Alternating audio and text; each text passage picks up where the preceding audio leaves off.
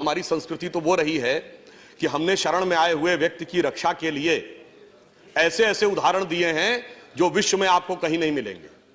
भारतीय पुराणों में और बौद्ध जातक कथाओं में राजा शिबी का उल्लेख आता है कि एक कबूतर जिसको बाज पकड़े ले रहा था वो उनकी शरण में आ जाता है और कहता मेरे प्राणों की रक्षा करिए। तो राजा शिबी कहते हैं ठीक है मैं रक्षा करूंगा। वो बाज को कहते हैं अब ये मेरे शरणागत हो गया, अब ये तुम्हें नहीं मिलेगा। तो बाज कहता मैं भी तो आपकी प्रजा हूं, ये मेरा भोजन है, आप मुझे अपने भोजन से वंचित कैसे कर सकते हैं। तो राजा शिबी कहते हैं हाँ ये भी ठीक है, तो अब मैं इसको शरणागत को नहीं छोड़ूंगा, परंतु यदि तुम्हें भोजन चाहिए तो अपने शरीर से उतना ही मांस निकालने को तैयार हूं। और चूंकि भगवान उनकी परीक्षा ले रहे थे, ऐसा मान्यता है पुराणों में और जातक कथाओं में कि वो बढ़ता चला गया उसका वेट और आखिर में राजा शिबी पूरे पलड़े में बैठ गए और तब भगवान ने प्रकट होकर कहा तुमने शरणागत की रक्षा का पूरा दायित्व निभाया, हम तुम्हारा सम्मान करते हैं। इसीलिए शायद अटल जी ने यह पंक्ति लिखी थी कि मैंने छाती का रक्त पिला पाले विदेश के क्षुधित लाल, मुझको मानव में भेद नहीं मेरा अंतस्थल उर विशाल, शरणागत की रक्षा की है मैंने जीवन भी देकर, विश्वास नहीं यदि आता तो यह साक्षी है इतिहास अमर। अब कहा जाएगा साहब आप शरणागत को दे रहे हैं तो सबको क्यों नहीं दे रहे। तो भारतीय संस्कृति में यदि राजा शिबी के कबूतर की कथा है तो तक्षक नाग की भी कथा है। राजा परीक्षित को श्राप मिला था तो यह था कि कोई सांप आकर उनको मारेगा, उन्होंने पूरी व्यवस्था कर ली थी और उसके बाद वो फलों के बीच में घुसकर एक छोटा सा सर्प तक्षक अंदर पहुंचने में सफल हो गया और उसने राजा परीक्षित को डस लिया और उनकी मृत्यु हो गई। अब इस बात से सबक लेकर उनके पुत्र राजा जन्मेजय ने एक ऐसा यज्ञ किया था जिसमें सारे के सारे नाग आकर भस्म होने लगे थे। इसलिए मैं कहना चाहता हूं दूध भी पिलाते हैं परंपरा हमारी मित्र, किंतु नाग यज्ञ का विधान नहीं भूले।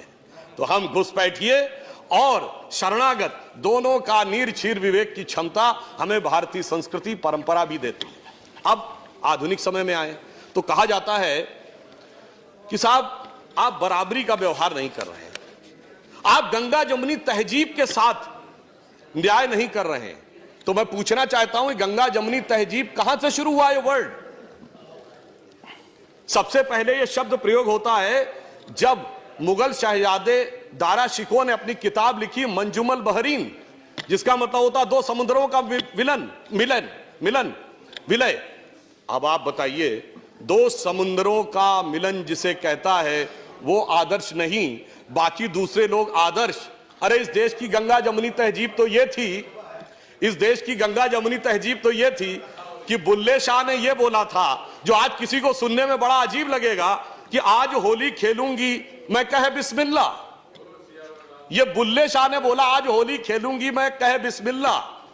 और उन्होंने कहा आगे की लाइन अरबिक वर्ड है अलस्तु बि रबिकम प्रीतम बोले, सब सखियों ने घूंघट खोले, नाम नबी की रतन चढ़ी और बूंद पड़ी अल्लाह अल्लाह, आज खेलूंगी मैं होली कह बिस्मिल्लाह। मगर इसको आपने माना क्या।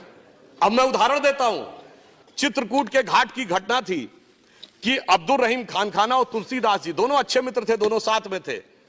तो अब्दुल रहीम खान खाना वो मिट्टी उठाकर अपने सर पे लगा रहे थे, तो तुलसी ने उनसे छंद में पूछा कि आप ये मिट्टी क्यों सर पे लगा रहे हैं। वो गंगा जमुनी तहजीब को अगर आप कहना चाहते हैं तो उन्होंने ये कहा कि धूरी धरत निज शीस पर, अरे ये धूल क्यों सर पे लगा रहे हैं, कह रहीम के ही काज क्यों कर रहे हैं ये। तो रहीम ने क्या जवाब दिया, जेहि रज मुनि पत्नी तरी सोई ढूंढत महाराज। वह रज जो भगवान राम के चरणों की वह रज ढूंढ रहा हूं जिससे मुनि की पत्नी तर गई थी, मेरा भी उद्धार हो जाए। मगर कोई समस्या नहीं थी, आज बुल्ले शाह होते फतवा जारी हो जाता, मेरा पक्का मानना है, और बहुत सारे लोग उनके समर्थन में खड़े हो जाते। ये देश की धर्मनिरपेक्षता के ऊपर हमला है। इसलिए मैं कहना चाहता हूं, और ये जो गंगा जमुनी तहजीब थी इसमें कोई समस्या आजादी के बाद तक भी नहीं थी। ये सारी समस्या 1976 के बाद आई जब सेकुलर शब्द का प्रयोग अपने राजनीतिक हित में करने की शुरुआत हुई।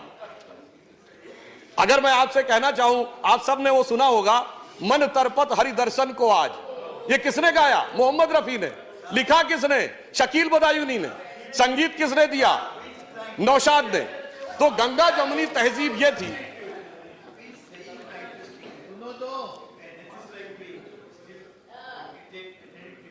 एक सेशन हो जाए, वन डे फुल डे, जो आप अपना धर्म के कर सकते हैं।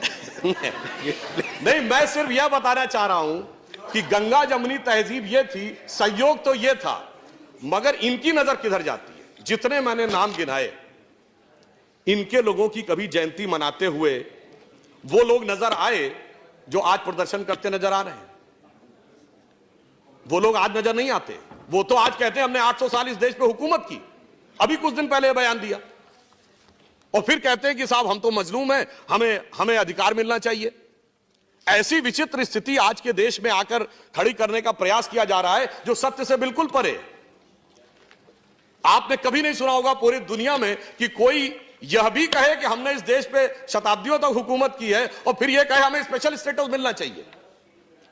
मैं पूरी ईमानदारी से एक बात कहना चाहता हूं, जब यह देश आजाद हुआ 1947 में तो 567 रियासतें थी। यह बताइए, आज हम माइनॉरिटी की बात करते हैं, देश की सबसे अधिक पढ़ी लिखी कम्युनिटी कौन है? पारसी, 0.1% की माइनॉरिटी है। सबसे प्रॉस्परस कम्युनिटी कौन है? जैन, 1% की माइनॉरिटी है। सबसे एंटरप्रेन्योर कम्युनिटी कौन है? सिख, 1.8% की माइनॉरिटी है। अगर इन सबको प्रॉस्पेरिटी, एजुकेशन, आगे बढ़ने के सारे अवसर मिल रहे हैं, तो माइनॉरिटी में जो प्रचंड मेजॉरिटी है उसके साथ कैसे समस्या आई, विचार करने का विषय है। और जब देश आजाद हुआ, बताइए, कोई बौद्ध रियासत थी? नहीं। कोई क्रिश्चियन रियासत थी? नहीं। कोई पारसी रियासत थी? नहीं। एक महाराजा पटियाला को छोड़ दे तो सिख रियासतें भी नहीं थी, मगर लाइन लगा के मुस्लिम रियासतें थी। नवाब पटौदी, नवाब रामपुर, नवाब भोपाल, नवाब लखनऊ, हैदराबाद निजाम, जूनागढ़ के नवाब। फिर ऐसे हालात क्यों हो गए कि आज बाकी सब पढ़ाई लिखाई में आगे और बाकी सारी चीजों में आगे और एक ही वर्ग पीछे होता चला गया? मुझे लगता है इसमें दोष इसका भी है कि ये जो सियासत की गई ना, अदावत की और मोहब्बत की।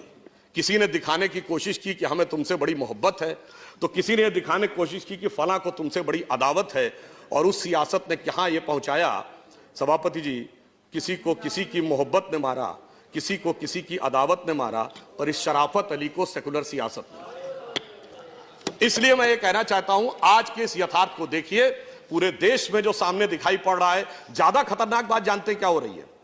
मैं सदन का ध्यान आकर्षित करना चाहूंगा कि ज्यादा खतरनाक बात यह हो रही है कि अब यह बहुत उग्र स्वरूप में आगे बढ़ने का एक प्रयोग किया जा रहा है।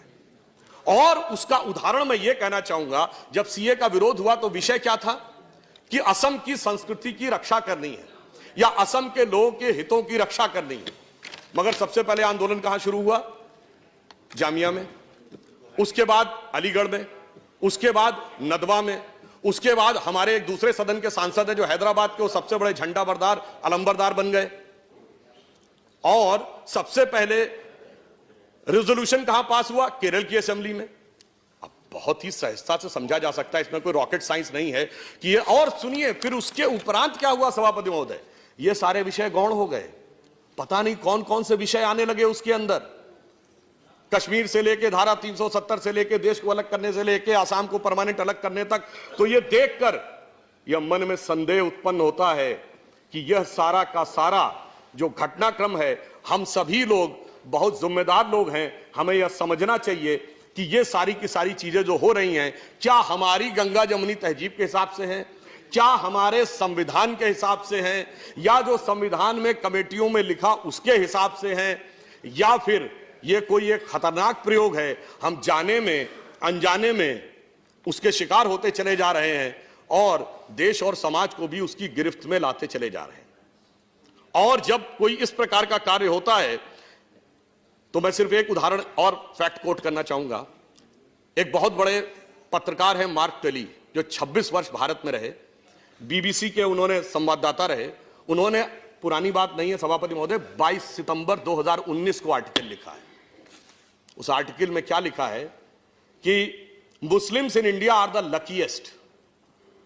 भारत में रहने वाले मुस्लिम समाज के लोग सर्वाधिक भाग्यशाली। उन्होंने उसका एक उदाहरण दिया कि मैं 26 साल दिल्ली के निजामुद्दीन इलाके में रहा, मेरे यहां से थोड़ी दूरी पर हजरत निजामुद्दीन औलिया की दरगाह थी और थोड़ी दूरी पर तबलीगी जमात का ऑफिस था। उन्होंने कहा दुनिया का कोई दूसरा देश होता तो 26-27 साल में कोई एक दूसरे को समाप्त जरूर कर देता, परंतु भारत के मुस्लिम इसलिए भाग्यशाली हैं कि वो अपने मजहब के अंदर भी जिस तरीके से चाहें उस तरीके से इबादत कर सकते हैं। ये कहने वाला कोई संघी भाजपाई नहीं है, ये कहने वाला एक वह पत्रकार है जिसने पूरी जिंदगी भारत में गुजारी है और 2019 में उसने कहा है। इसलिए मैं ये कहना चाहता हूं कि जो कुछ भी हो रहा है इस पे किसी भी प्रकार का खतरनाक खेल सभी के लिए नुकसानदेह हो सकता है। यह नहीं सोचना चाहिए कि सिर्फ हमारा हित साधन होगा और दूसरे को क्षति होगी, अगर और वो भी विशेषकर जब बगैर किसी आधार के यह बात हो रही हो। मैं फिर एक पंक्ति कोट करना चाहूंगा, बड़े प्रसिद्ध शायर हैं राहत इंदौरी उनकी, और बड़ी फेमस कविता आप लोगों को बहुत ध्यान होगी कि अगर है खिलाफ तो खिलाफ होने दो, ये सब धुआं है कोई आसमान थोड़ी है, आगे है लगेगी आग तो आएंगे घर कई जद में, लगेगी आग तो आएंगे घर कई जद में, यहां पे सिर्फ हमारा मकान थोड़ी है। यह विचार बिल्कुल ध्यान रखिए कि हम सिर्फ अपना हित साधन करते हुए आगे निकल जाएंगे, ऐसा नहीं। और अंत में मैं ये कहना चाहूंगा, राष्ट्रपति जी के अभिभाषण के पहले ये अगर आपको समझ में आ जाता तो दुनिया कुछ और होती साहब। अब मैं एक और बात कहना चाहता हूं। नहीं, सुनिए, वो अगर आप कहना चाहते हैं ना, आप तो चेयर को एड्रेस करें। मैं एक अंत में सिर्फ ये कहना चाहूंगा कि राष्ट्रपति महोदय के अभिभाषण के प्रथम बिंदु पे यदि हम जाएं, जो वहां से समाप्त करना चाहूंगा, प्रथम बिंदु पे जाएं तो उन्होंने क्या कहा, 21वीं सदी के तीसरे दशक की शुरुआत हो रही है। अब मैं कहना चाहूंगा जब 21वीं सदी और तीसरा दशक आए तो हमें थोड़ा सा हम अगर गौर करें तो जब 20वीं सदी का पहला सूरज उगा था सन 1901, उस समय इस देश में किसकी सरकार थी?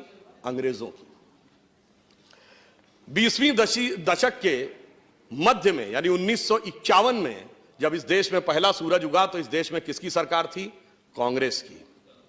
और 2001 में जब 21वीं सदी के पहले सूरज की पहली किरण इस धरती पे पड़ी तो इस देश में किसकी सरकार थी? अटल बिहारी वाजपेयी जी के नेतृत्व में भाजपा की। और दूसरे दशक में मोदी जी के नेतृत्व में स्पष्ट बहुमत की। तीसरा दशक शुरू हुआ तो दोबारा और अधिक बहुमत की। इसका मतलब नियति का संकेत है कि 20वीं सदी अंग्रेज की थी, 19वीं सदी अंग्रेज की थी, 20वीं सदी कांग्रेस की थी और 21वीं सदी भारतीय जनता पार्टी की है।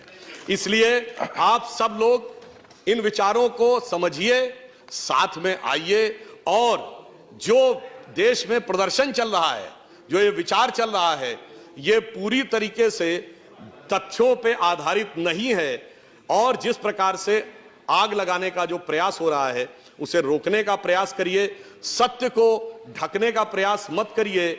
जैसे सूरज को परछाई से ढका नहीं जा सकता, उसी ढंग से सत्य को ढका नहीं जा सकता।